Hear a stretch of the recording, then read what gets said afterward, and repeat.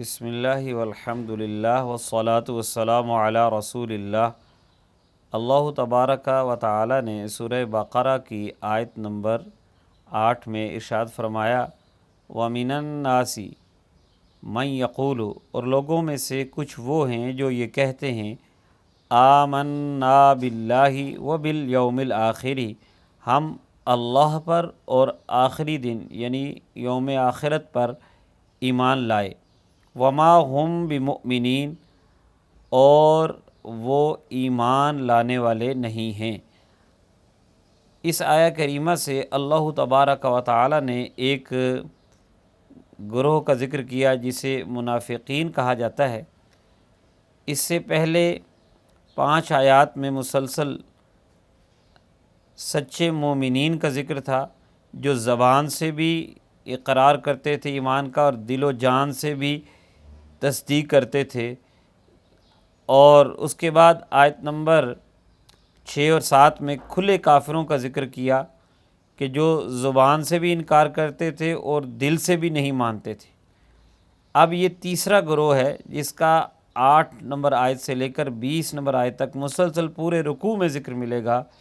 جو کہ سب سے خطرناک گروہ ہے، اور اس کو منافقین کہتے ہیں کہ یہ زبان سے تو اقرار کرتے تھے کہ ہم ایمان لائے، ہم مسلمان ہیں، لیکن دل میں ان کی تصدیق نہیں تھی، دل میں کفر و نفاق تھا، نبی کریم صلی اللہ علیہ وسلم کی عداوت تھی۔ تو اس گروہ سے پردہ اٹھانے کے لیے اللہ تبارک و تعالی نے ارشاد فرمایا ہے کہ لوگوں میں سے کچھ ایسے ہیں جو دعویٰ تو کرتے ہیں کہ ہم اللہ پر اور آخرت پر ایمان لائے، حالانکہ وہ ایمان والے نہیں ہیں۔ منافقین کا گروہ آپ کو ہجرت کے بعد والے دور میں نظر آئے گا۔ ہجرت سے پہلے مکہ مکرمہ کے اندر نبی رحمت صلی اللہ تعالی علیہ وسلم کے ساتھ ایمان کا اقرار وہی کرتے تھے جو دل و جان سے مانتے بھی تھے،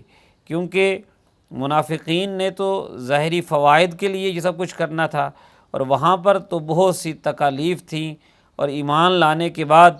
بہت سے ظلم و ستم کا نشانہ بننا ہوتا تھا، تو وہاں پر منافقین کم ہی نظر آئیں گے۔ لیکن ہجرت کے بعد جب نبی رحمت صلی اللہ تعالی علیہ وسلم مدینہ منورہ میں جلوہ فرما ہوئے اور حضور علیہ الصلوۃ والسلام نے اسلام کی ریاست کی بنیاد رکھی، آپ کی شہرت اور آپ کی مقبولیت بڑھتی گئی، اور لوگ آپ کے در اقدس پر گروہ در گروہ حاضر ہونا شروع ہو گئے، تو جو منافقین تھے، خاص کر وہاں کے وہ لوگ جن کو چودراہت ملنے والی تھی اور وہ انہیں نہ مل سکی، تو وہ حسد کا شکار ہو گئے اور بغض کا شکار ہو گئے۔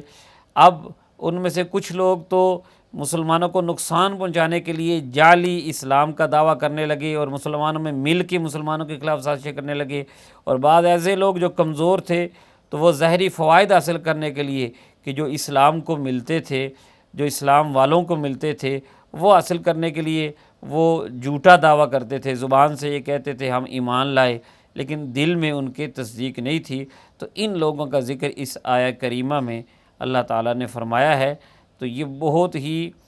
بری خصلت ہے اور بہت ہی خطرناک مرض ہے جسے نفاق کہتے ہیں۔ اللہ تبارک و تعالیٰ سے ہم دعا کرتے ہیں کہ اللہ تعالیٰ ہمیں ایسی بیماری سے محفوظ فرمائے۔